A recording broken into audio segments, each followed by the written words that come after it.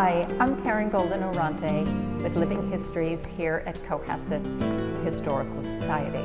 I'm here today with Joan Trask, a longtime resident of Cohasset, who's going to talk to us about her coming to Cohasset, her husband Harry Trask, and her raising her 7 children here.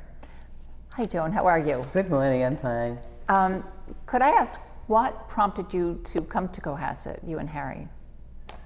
Well, from the time we were engaged in July until we married in September, we spent a lot of time apartment hunting, and it boiled down to 2 choices. I could have a studio apartment over a bowling alley in Quincy, or we could have a 4-room apartment with bath near the beach in Cohasset. The Quincy apartment was $50 and Cohasset apartment was $40. Which would you take? So now, Harry worked in Boston. He worked in Boston for 41 years. He commuted from Cohasset to Boston on all his jobs. Yeah. And was it a regular 9 to 5, or was he on call? Not You have on to the- explain what it was that he was doing. When we first married, we both worked at the newspaper. Of course, after I became enough pregnant to stay home, I did. And we took the train in those days. They talk about old Hingham not having trains. Well, they certainly did. I used to laugh at that. We took the train up and we both worked in the city. But then he stayed at the Herald Tribune for 27 years. And during that time, they opened up UMass Boston. I'm getting ahead of the story a little bit, but I'll tell you that he went through UMass in 4 years, like a regular student, days, because he was working overnight at the newspaper and coming home in between for a little sleep in a house full of 7 children. Oh my gosh. He was an amazing person, he really was. So now you moved to Cohasset to Spring Street. That was your first home, was here at Spring Street? I'm sorry? Your first home was at Spring Street? Yes, the apartment at Spring Street, yeah. We came down the day we were married, went to the hardware store and bought a coffee pot and made breakfast. And we were in Cohasset from then on. Of course, we were looking for houses all over the South Shore, but we really would like to have stayed in Cohasset. We didn't think we could afford it.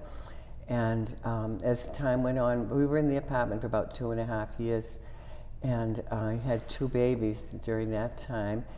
And then what year? So you were there in 1955.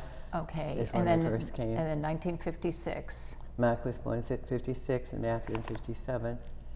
And as luck would have it, there was a house for sale up on Bancroft Road that Harry had looked at and was very happy with, but we couldn't touch the price. And the people who were there were suffering financial reverses, and they brought the price down $1,000, which doesn't seem much nowadays, but at that time, they took the price down $1,000. He won the Pulitzer Prize for $1,000, and we were able to move all the way from the bottom of the hill to the top of the hill in Cohasset. And I've been in the same house ever since. Wow. So tell us about July 25th, 1956, or that morning, wee hours of the morning. Right, July 26th. Do you want me to read the story? Surely. Why don't you start to read that? Harry wrote this out himself in pencil on a stenographer's pad because he didn't ever want to forget the details of that day. And I think, as I have already told you, I was so glad I didn't know all these details until long after. It was scary. Harry wrote, "The first thing I knew, my wife was calling me to the phone at 2:30 in the morning to talk to Bob Kierstead from the office, thinking sleepy but fierce things about a city editor who'd call a tired photographer at such an ungodly hour. I crawled out of bed to hear, 'Harry, there's been a crash out to sea, and I want you to get in here as soon as possible.' Just then, bed seemed a lot more inviting than trying for pictures, and 2:30 a.m. It was dark out, especially out over the ocean somewhere. But I managed a yawning, 'Is it big, Bob?' 2 ships have collided south of Nantucket Island. More than 1,600 people involved," came the reply. Suddenly wide awake, I said I would do what I could, hung up, and began throwing on clothes. What information I had, I passed on to my wife, adding, "I have no idea when I'll get home. This story may take a couple of days to clean up. I'll keep in touch as well as I can." The drive from my home in Cohasset to the Boston Traveler building usually takes about 50 minutes. That night I was in the office in a half hour. There, Kierstead filled me in on the details of the crash. All he knew was that the inbound Italian luxury liner, Andrea Doria, had been rammed by the ice-cutting prow of the Swedish ship, Stockholm, outbound from New York. Both ships were still afloat, but a great many lives were in dangerous balance. Bob had contacted John Dowd, a reporter who had shared the midnight to dawn beat with me when I first became a staff photographer for the Traveler. John and I were to go to Revere Airport, where the owner, Julie Goldman, had a Piper Tri-Pacer and a twin Cessna for hire. The twin had been taken by a rival paper, so we got the single-engine Tri-Pacer, which is unsafe for flying over the ocean. Julie said this would take us to Nantucket, where another plane would fly us out over the wrecked ships. We took to the still dark skies at 4:30 in the morning, landed at Nantucket in an hour. Meanwhile, our rival in the twin Cessna had not been given landing clearance on the island, so he flew right out to the wreck scene. With him went our hopes for a better plane. Our pilot flatly refused our request to fly us out over the scene. He said he couldn't risk it. The Nantucket airport was a crawling confusion of planes and newsmen who had chartered them. A look around revealed not a plane left untaken. So while John buzzed here and there getting story material, I started anxiously trying to hitch a ride for us. Each inquiry brought a refusal. They were carrying extra gas and had no space. Someone else had been promised a ride. The helicopters needed room for possible survivor rescues, and so on. A little more desperate now, I even approached the Coast Guard, the Army pilots, but they couldn't take civilian passengers. All I could do was grab a few pictures of survivors being flown in as I watched rival papers, including Boston Friends, take off for the pictures of the crippled ships. It didn't help any to hear the comments as they returned, exclaiming about the terrible sight out there. By 8:30, word had come back that the Stockholm would be able to limp back to New York, but was standing by to pick up passengers from the badly listing Andrea Doria. It became clear that pictures of rescue operations and the battered ships would have to be gotten soon, or the action would be all over. And there Dowd and I were probably the only two newsmen on the island who had not been out to see what was going on. I felt bad enough standing around with no plane, no pictures at that hour, but it was worse to think of returning to the Traveler with none at all. I knew our wire service coverage would provide something, yet I dreaded the shame of going back empty-handed. That's why I was ready to hug Dowd with joy when he came up with an idea that brightened the picture from black to at least medium gray. He thought of calling the Traveler for a list of airports and pilots on the eastern seaboard in hopes that one pair of wings somewhere would come to our rescue. The Traveler came through. The aviation editor gave John a complete list, but as more edition minutes ticked by, he called number after number in vain. Toward the end of the list was the name Bob Walker from Martha's Vineyard. Thank God he agreed to be our angel. My first look at Bob's small, single-engine Bonanza lowered my hopes a few thousand feet. I would have liked to have seen a larger, more capable-looking angel. I rattled off questions about gas, about performance, about her condition, trying to calm my jitters. Despite all the confidence and reassurance in Bob Walker's answers, I was still nervous as I put on a Mae West, another way to not be able to handle the camera. It occurred to me that I'd be putting it to full use if anything should happen to the plane's one engine. When about 9:30 it finally came time to take off, I was glad enough to get going, but couldn't choke down a glum, "Let's get it over with." We flew south through hazy skies. Visibility below was lousy. I was relieved when, after about 20 minutes, Bob said he thought he could make out the Doria dead ahead. Dowd and I peered and soon saw not the Doria, but the upright white hull of the Stockholm. Then to the left, suddenly we saw the terrible sight. It did to me what no horror movie had ever succeeded in doing. I sweated and blanched as we came upon the Andrea Doria, the $30 million Sea Queen wallowing on her starboard side. Even from the sky, she looked huge, like a big graceful animal, wounded and rolled over in pain. Walker broke the spell by asking for instructions. I suggested circling the Stockholm for a few shots and then taking our time with the Doria. It was then almost 10 o'clock. The plane was so cramped that sitting up front with Bob, I had to have him lean forward each time I made a picture so that I could shoot through his window. I was crowded too close to mine. At the same time, he made the plane roll practically on its side to get the wing out of the way. We had just tried these sickening maneuvers a couple times when my heart, instead of my stomach, came up to the back of my throat. I had noticed the Doria's smokestack closer to the water than when we first saw her. She was tipped further onto her side. Bob, circle the Doria as fast and as close as possible. I want a lot of pictures. She's sinking.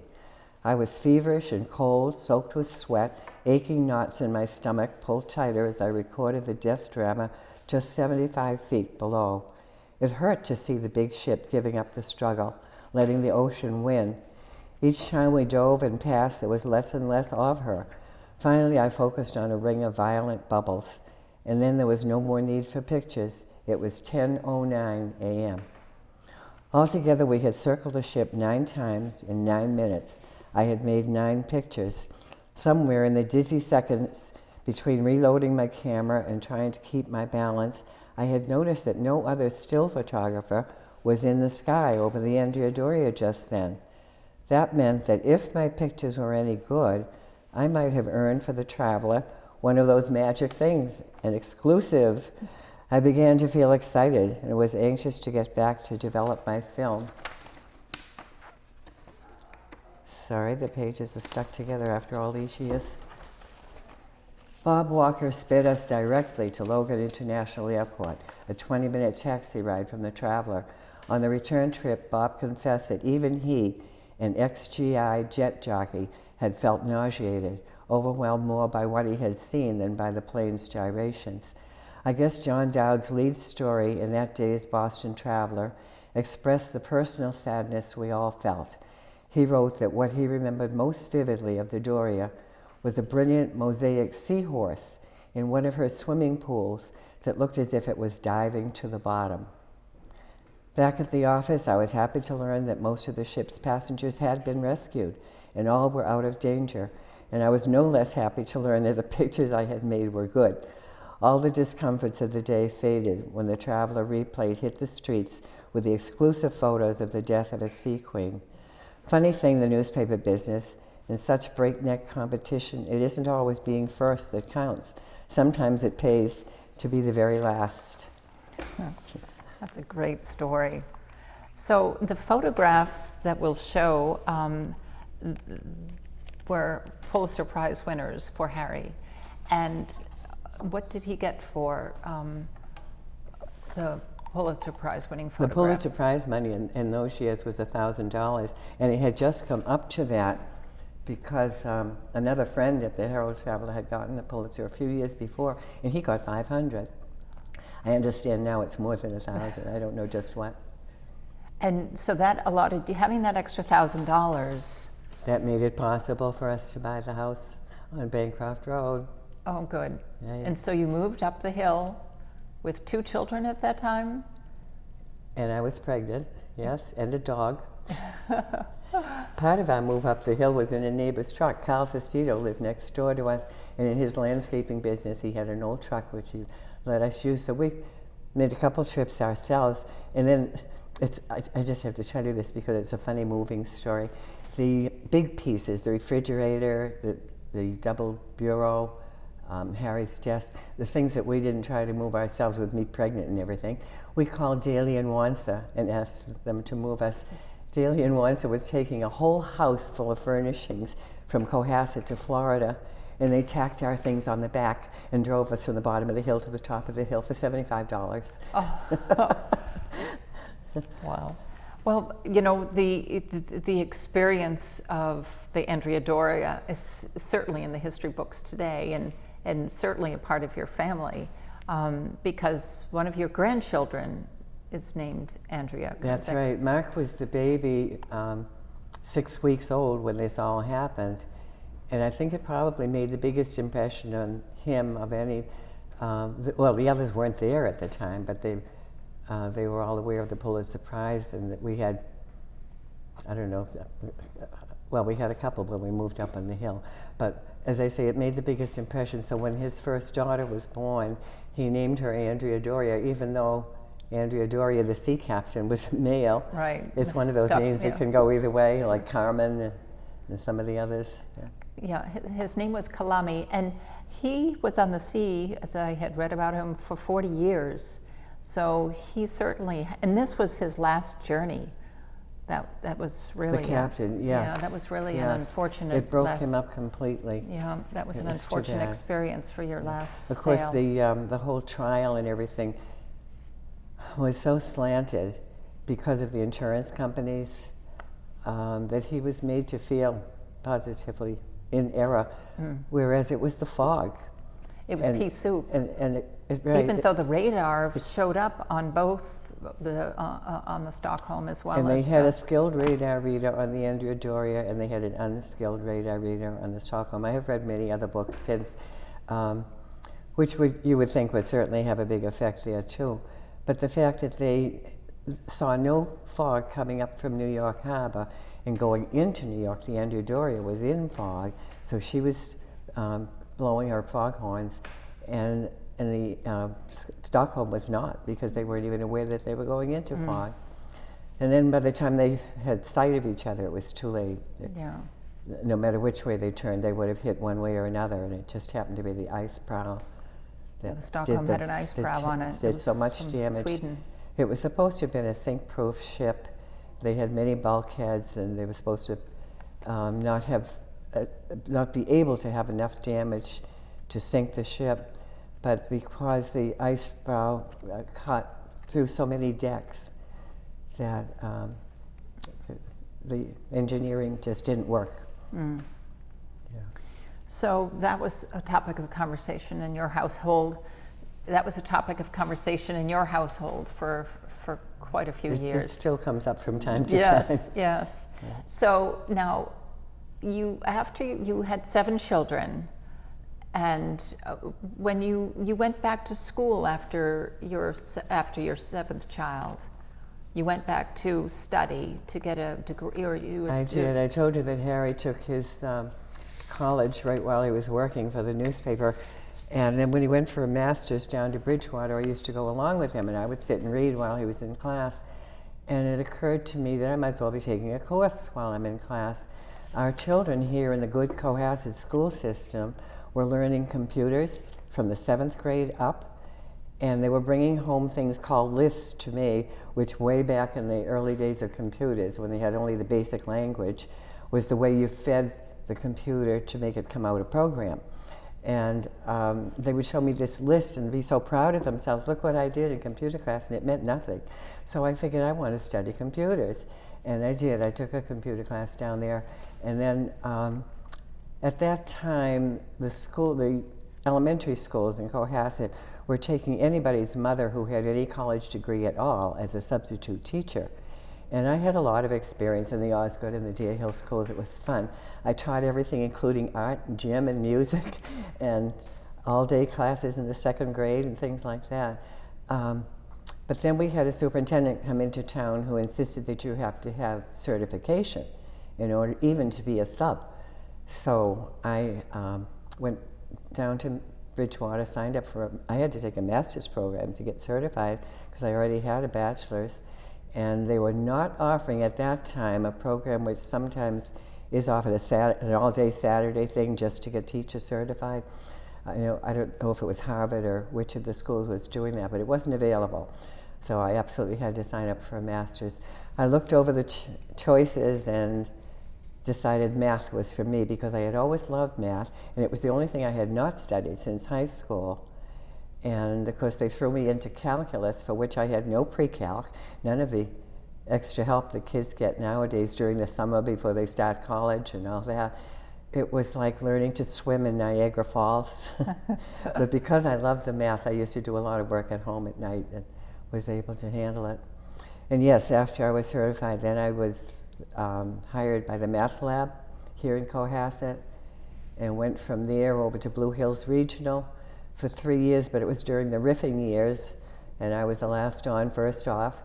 But I ended up at Notre Dame Academy in Hingham, which was very nice. I really liked it there.